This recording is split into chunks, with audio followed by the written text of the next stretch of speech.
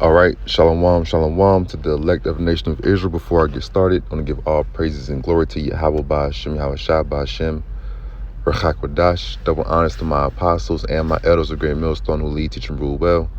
Loving us, my fellow Akim, pushing the word in true faith and sincerity across the four corners. Shalom, peace and blessings to the sincere listeners and the sincere subscribers of the men and doctrine of Great Millstone. This is the brother Edified from GMS Atlanta Church, coming with another lesson through the Spirit.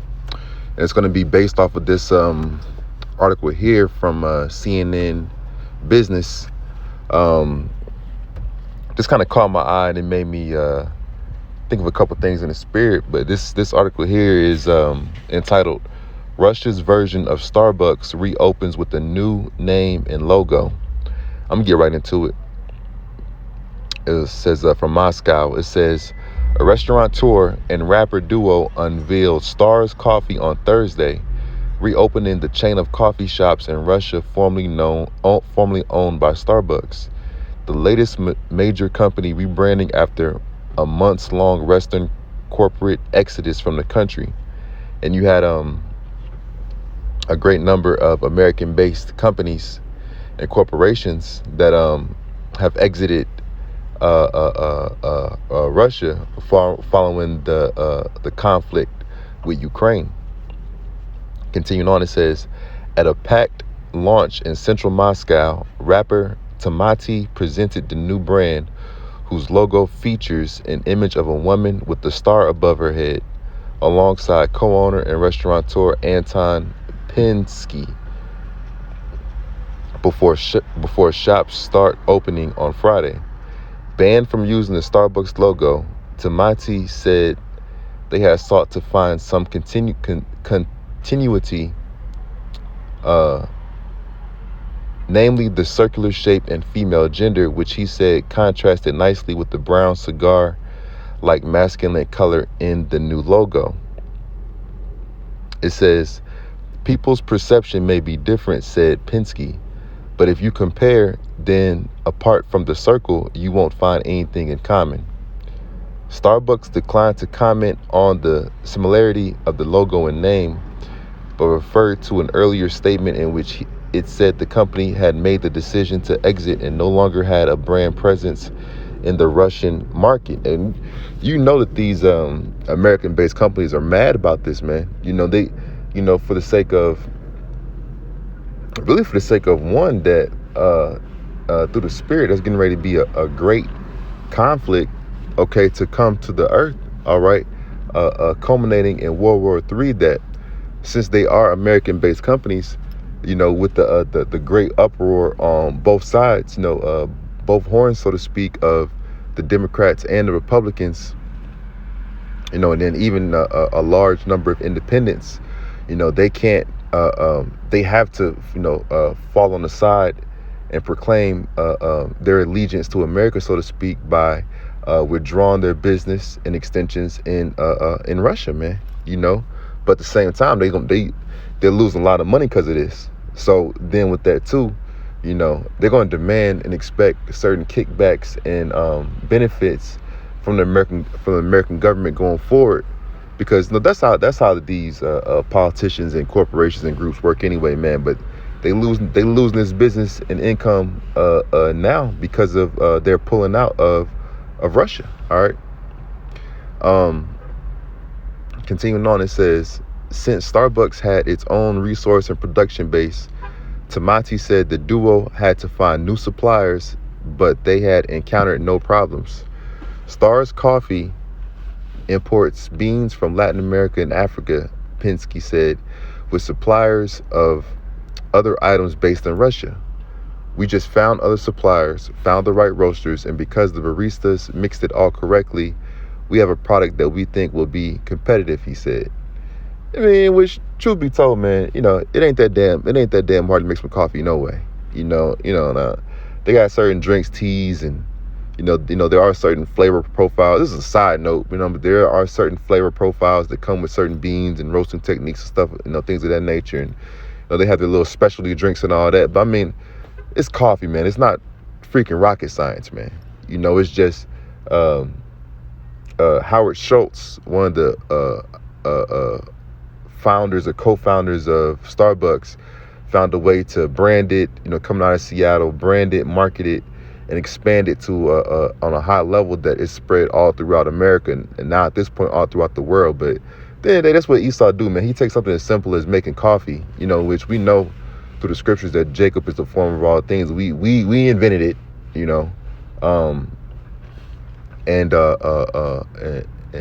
and commercialized it, that he can fully capitalize off of some of the simplest coffee, man. All right, and pastries. All right, continuing on, it says Seattle-based Starbucks, which helped popularize takeaway coffee in a traditional tea-loving society, said it would exit Russia after nearly 15 years in late May. So they were in Russia for about 15 years. So around 2005, 2007, around that time frame, or something around there. That's how long they've been in Russia doing business, man. So that's a 15-year relationship and agreement that they've built over in this whole other country that they just had to walk away from, because like I said, because of the Ukrainian conflict. It says Starbucks had 130 stores in Russia, operated by its licensee Al-Shaya Group, with nearly 2,000 employees in the country. Penske said shops would gradually reopen throughout August and September. I was going to read through it. It says global franchise operator Al-Shaya, established in Kuwait, had lost interest in doing business after Starbucks pulled its brand from Russia. So you got these multinational corporations and conglomerates, they have these relationships all throughout the world. So even with Starbucks, an American-based company, going to Russia, they had a Kuwaiti middleman, so to speak, in which they were working through, because these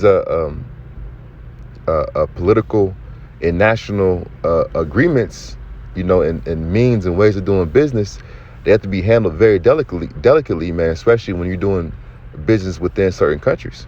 All right. Tamati told Reuters, Al-Shaya did not immediately respond to a request for comment.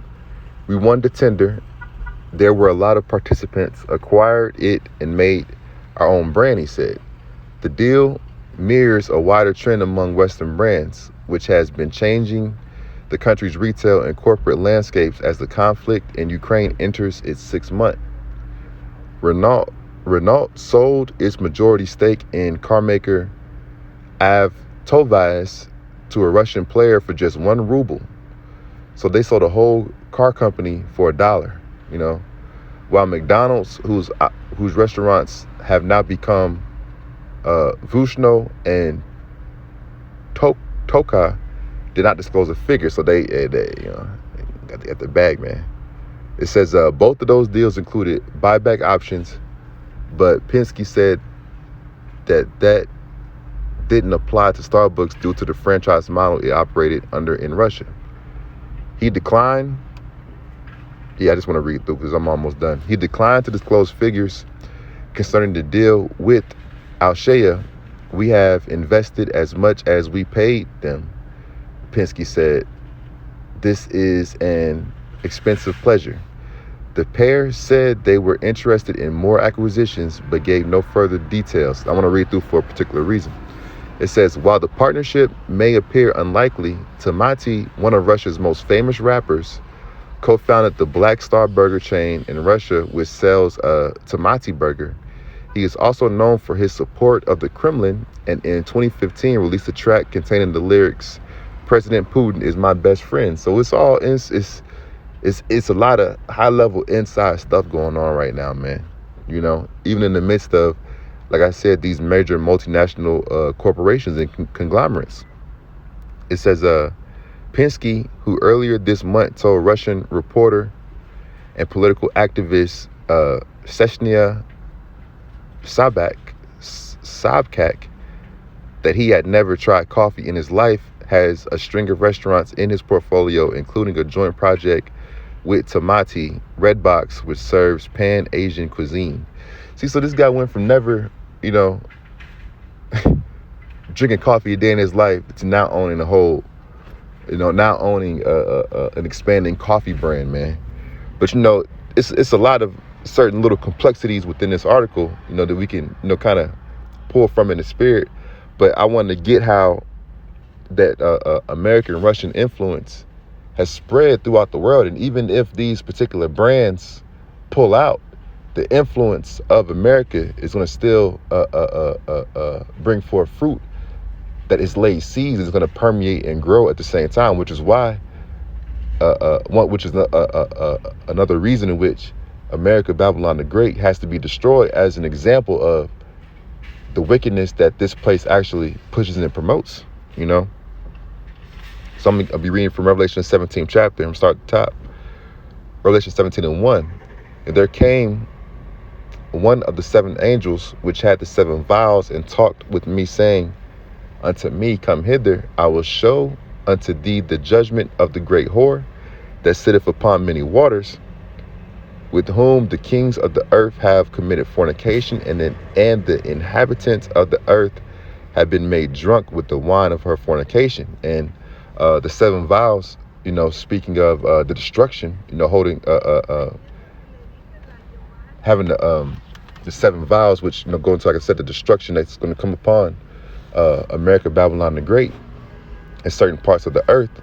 Okay, and that great whore that sitteth upon many waters, speaking of America, highlighting, like we said in verse 2, with whom the kings of the earth have committed fornication, and the inhabitants of the earth have been made drunk with the wine of her fornication. So like I said, America, in this instance, through the corporation of Starbucks, it's seeing something small as, a coffee shop, but just that American lifestyle, even though Starbucks, in a sense, and the brand has removed itself from America, there's still a high level of demand for the atmosphere and that vibe, and the things that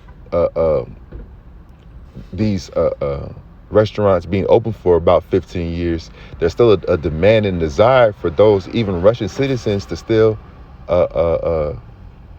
continue on in that spirit, and then the certain individuals who may have had an inside track, because they know certain key political figures within Russia, they're fine with it, because what? They don't get paid. They don't get the bag. You know what I'm saying? Now it's less competition for them, but they already know, and they already have been exposed to a business model that actually works to get that big boy bag, man. Continuing on, verse 3. So he carried me away in the spirit into the wilderness, and I saw a woman sit upon a scarlet-colored beast, full of names of blasphemy, having 7 heads and 10 horns. Verse 4. And the woman was arrayed in purple and scarlet color, and decked with gold and precious stones and pearls, having a golden cup in her hand, full of abominations and filthiness, and of her fornication. Verse 5. And upon her forehead was a name written, Mystery, Babylon the Great, the mother of harlots and abominations of the earth. So going back to the 7 heads and 10 horns, in which we've covered this beginning first with the apostles and the elders of Great Millstone, time and time again, what those 7 heads and 10 horns are and what they represent. Of course, go through it again, just using here also a visual aid, a sign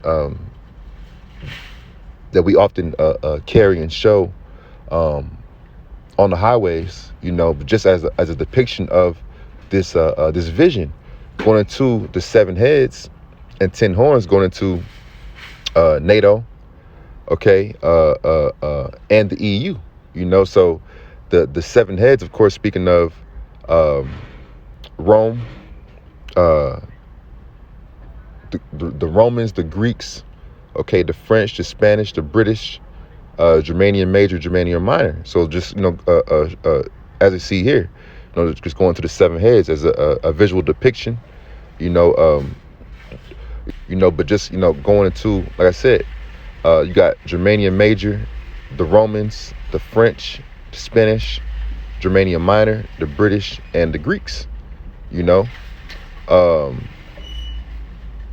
and then also going into those 10 horns, going into the founding members of the EEC, the European Economic community. Okay, going to, I know it's kind of hard to see here, but you got Belgium, Denmark, France, Italy, Luxembourg, the Netherlands, Greece, Ireland, England, and West Germany. Okay, in which these were the founding territories, countries, dominions. Okay, that formed and established NATO and also the EU. Okay, and this mystery, Babylon the Great, okay, the mother of harlots and abominations of the earth, is speaking about America. It's going to go into that also continue forward. Verse 6, and I saw the woman drunken with the blood of the saints and with the blood of the martyrs of Yahushai.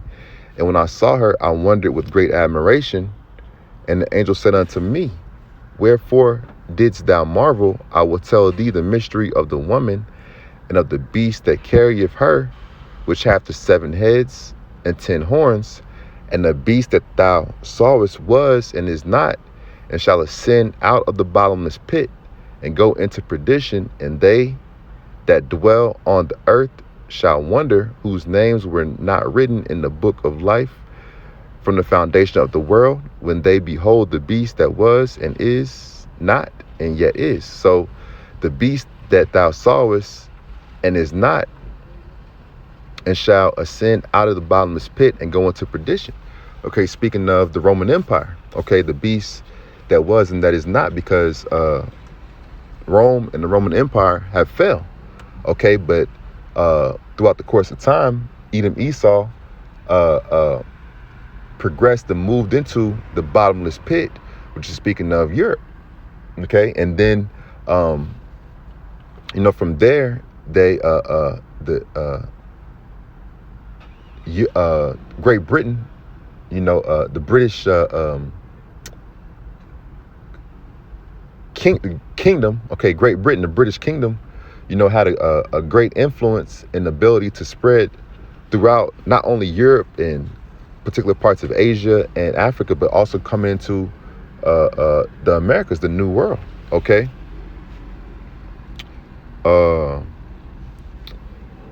And go into perdition, and they that dwell on the earth shall wonder, whose names were not written in the book of life from the foundation of the world, when they behold the beast that was and not and yet is. Let's see. Yeah, so going to really just the admiration. Hold on one second. Yeah, I'm in the parking lot, man. It's, characters around. But yeah, going into the admiration of not only, Rome, a lot of the principles and concepts that were carried by Edom, Esau from Rome into Great Britain, and then the resurrection of that Roman system, beast, so to speak, coming by way of America. All right. And how there's going to be a lot of people who have a certain level of admiration, and marvel and wonder at America because of the great influence that it has and wields, and the power that it wields throughout the 4 corners. But at the end of the day, this society and system, won't last forever, So yeah, so like I said, Rome came to power, went into the bottomless pit, so to speak, expanded and took control of Europe, okay, and was revitalized, and spiritually reincarnated by way of the American system and society. All right.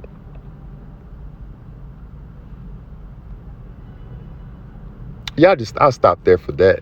Because like I said, I kind of thought about, Revelation, the 17th chapter, going into the harlot and the mystery of Babylon, just with the pulling out of certain American companies, in this certain article and instance being of Starbucks, but how that influence and the effect and power, and kind of really kind of a spell, because even with that image of that woman, in the Starbucks logo, that's really, I believe they say like a mermaid or something. You know what I'm saying? Something like that, which it's all witchcraft and deception anyway, man. But they still trying to keep that alive and continue to give it power, even with them pulling out. I'm going to finish out in Sirach, the 9th chapter. Read a couple verses on just thinking about that harlot, man. Just in the concept of a harlot in general. This is Ecclesiasticus or Sirach 9 and verse 3. I'll start at verse 2. Give not thy soul unto a woman to set her foot upon thy substance. Meet not with an harlot, lest thou fall into her snares. You see? So, hey, it may seem like a small thing that, the Russian society, this rapper, whatever his name was, Putin and certain political figures, they don't mind committing a level of fornication, so to speak, by way of allowing certain American customs or, ideas and concepts, vibes, spiritual impregnation to come to pass because they're getting paid, but they don't understand that it's also going to be a spiritual reason why they won't be up on deck. Us here, a Great Millstone and certain other Israelite groups, we're not fighting and pushing for America and their companies and certain business endeavors and for them to continue and last forever. Nah, we're chanting these things down, and we're standing firm, and we're proclaiming to the world that the ways of the Heavenly Father, Yahweh Shem Yahweh Shai, those are the things that should be and will be established upon the earth, man. Not all this other BS. All right.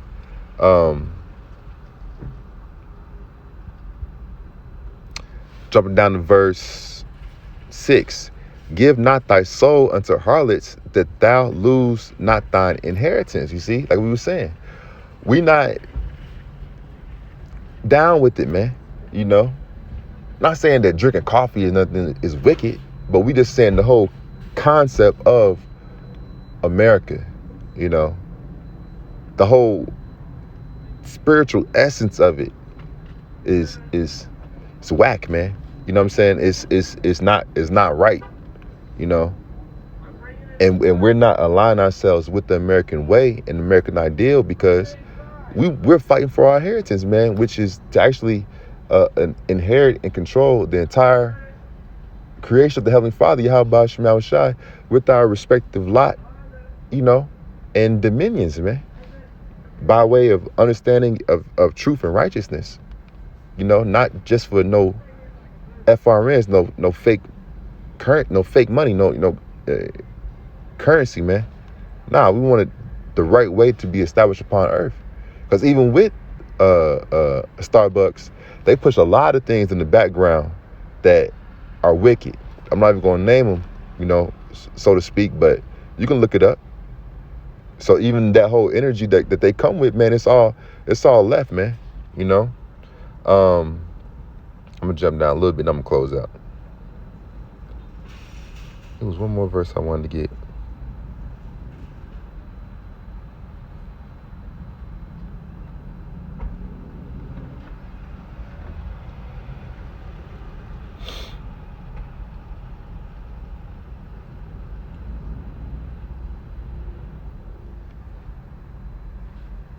Matter of fact, we're